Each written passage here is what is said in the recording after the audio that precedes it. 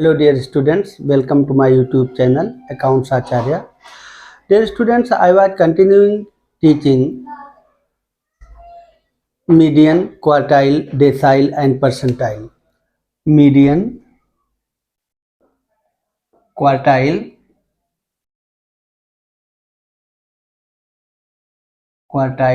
decile and percentile.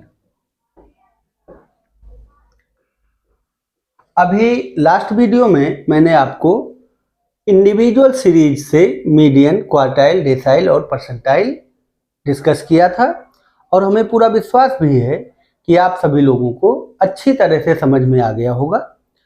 बेटा, जो individual series में था वही सेम फार्मूला आपको डिस्क्रीट सीरीज में भी यूज करना है, लेकिन करने का जो मेथड है वो थोड़ा सा डिफर है। आइए देखते हैं। अगर आपके पास कोई भी डिस्क्रीट सीरीज होती है, कैसी भी डिस्क्रीट सीरीज होती है, तो डिस्क्रीट सीरीज के साथ साथ में फ्रीक्वेंसी भी दिया होता है, यानी आपकी एक ऑब्जर्वेशंस होगी और फ्रीक्वेंसी होगी।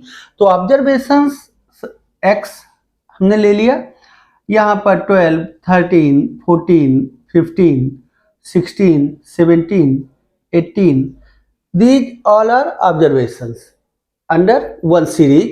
अगर ये अकेले होता है तो इंडिविजुअल सीरीज है, और अगर इसके साथ साथ में फ्रीक्वेंसी भी है तो it means that is discrete series 2, 3, 4, 9, 6, 4, 2। ये आपकी क्या हो गई? डिस्क्रीट सीरीज हो गई, यानी ऑब्जर्वेशंस के साथ साथ में आपकी फ्रीक्वेंसी भी दिया हुआ है, तो क्या बन गया? Discrete series. तो ये आपको क्वेश्चन में मिलता है, इसे आप पा जाते हैं। Calculate median, quartile, decyl and percentile out of discrete series. इसे आपको रिकॉग्नाइज करना है, पहचानना है कि क्या है। अगर फ्रीक्वेंसी नहीं है तो इंडिविजुअल सीरीज होगी, और अगर फ्रीक्वेंसी दिया हुआ है साथ में तो डिस्क्रीट सीरीज। अब देखें, मीडियन और क्वार्टाइल, डेसाइल, परसेंटाइल, ये चारों ये क्या है? ऑल आर को रिलेटेड विद ईच अदर। ये सभी एक दूसरे से बिल्कुल मिले हुए हैं। सेम फार्मूला सभी जगह पर यूज होता है, थोड़ा सा डिफर होता है, लेकिन मीन हो और मीन और मोड के लिए आपका फार्मूला चेंज होता है। तो यहाँ पर बच्चों सबसे फर्स्ट स्टेप आपको जो लेना है, फ्रीक्वेंसी को क्यूमुलेटिव फ्रीक्वेंसी में कन्वर्ट करना है। किसमें? क्यूमुलेटिव फ्रीक्वेंसी में आप इसे कन्वर्ट करेंगे। तो सबसे फर्स्ट स्टेप आपका क्या है? इस फ्रीक्वेंसी को क्यूमुलेट करना है, यानी जोड़ते हुए चलना है, ऐड करना है। कैसे?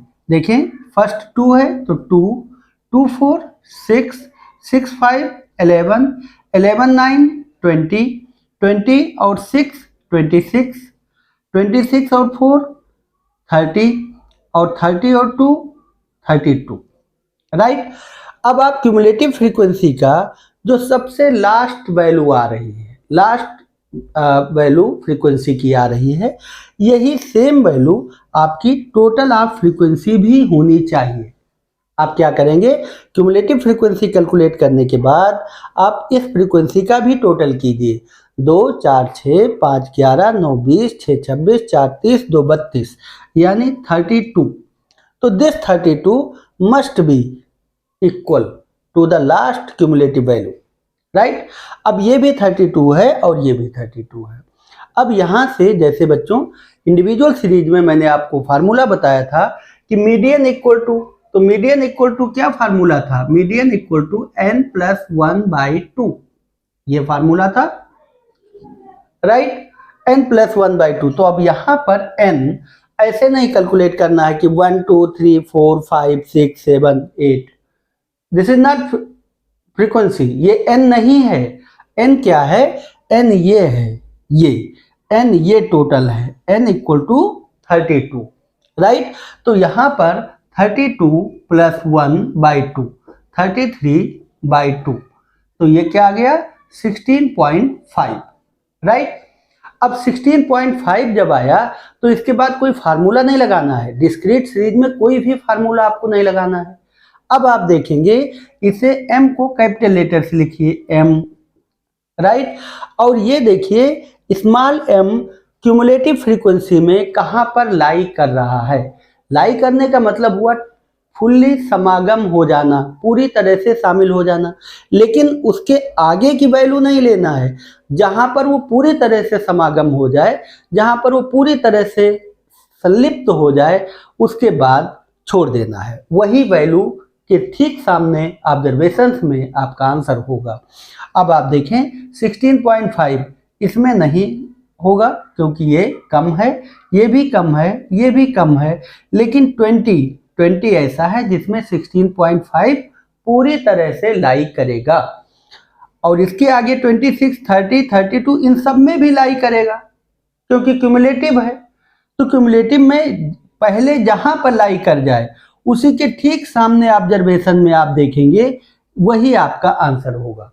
तो मीडियन इक्वल टू क्या होगा, आंसर 15। ये बस, आगे कोई फार्मूला नहीं लगाना है आपको। स्मॉल m से n+1/2 कैलकुलेट किया, जो भी वैल्यू आई उसे आप क्यूमुलेटिव फ्रीक्वेंसी में देखेंगे कहां पर पूरी तरह से लाई कर रहा है, और उसी के ठीक सामने का ऑब्जर्वेशन ही आपका आंसर होगा। यही सेम आप क्वार्टाइल में भी करेंगे। Quartile Q1 equal to n+1/4, क्योंकि क्वार्टर 4 से डिवाइड होता है। तो Q1 n+1/4, तो 32 + 1/4, और ये हो गया आपका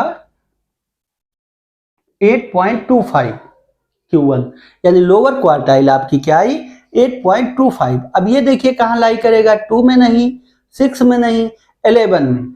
11 में पूरी तरह से लाई कर जाएगा। तो बच्चों इसी के ठीक सामने का ऑब्जर्वेशन देखिए क्या आया, 14। तो आप यहां पर लिखेंगे Q1 equal to 14। This is your answer. बस यही आंसर है, कोई फार्मूला लगाने की जरूरत नहीं है। आप क्वार्टाइल भी निकाल चुके और मीडियन भी।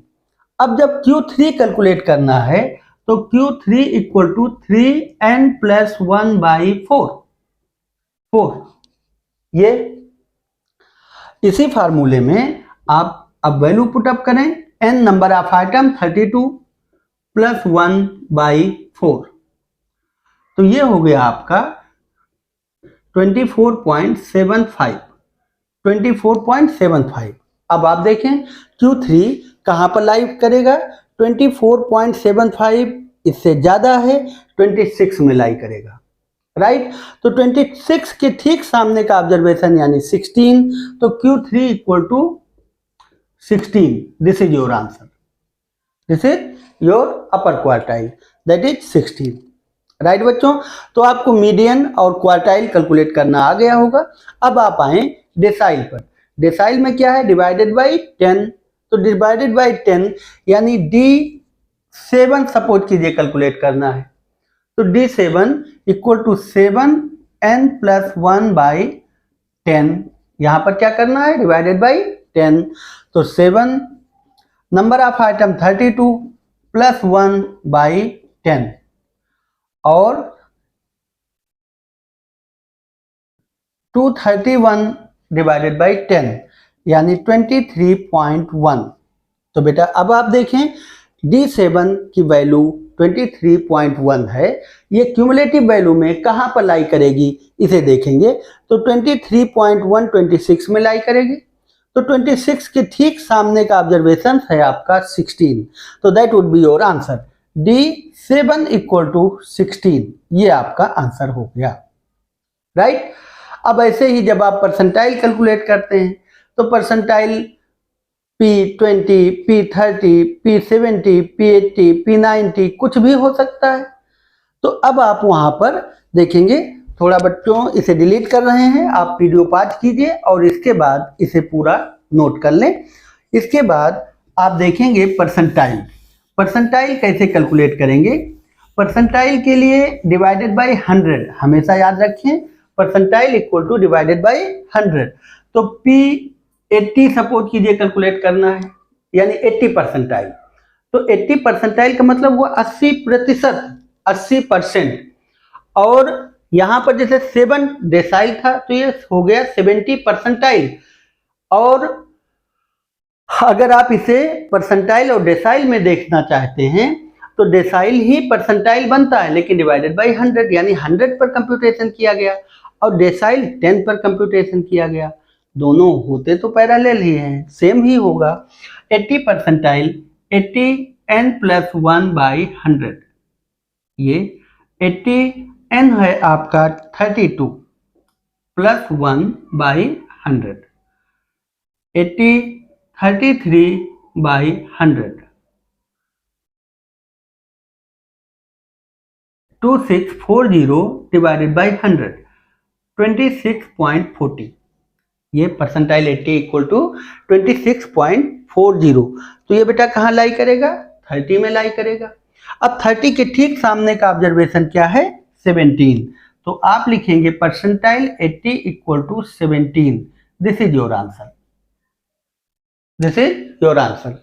और बच्चों सबसे ज्यादा इंपॉर्टेंट फार्मूला आपको याद रखना है क्या? अभी आपको पहले भी बताया है कि जब आपको मीडियन दिया गया, सपोज कीजिए मीडियन का आंसर आपको दिया हुआ है, आपसे कहा गया क्वार्टाइल 2 क्या होगा, तो मीडियन इक्वल टू क्वार्टाइल 2, और या परसेंटाइल 50 क्या होगा, तो median equal to percentile 50, median और डेसाइल 5 यानी मीडियन इक्वल टू डेसाइल 5।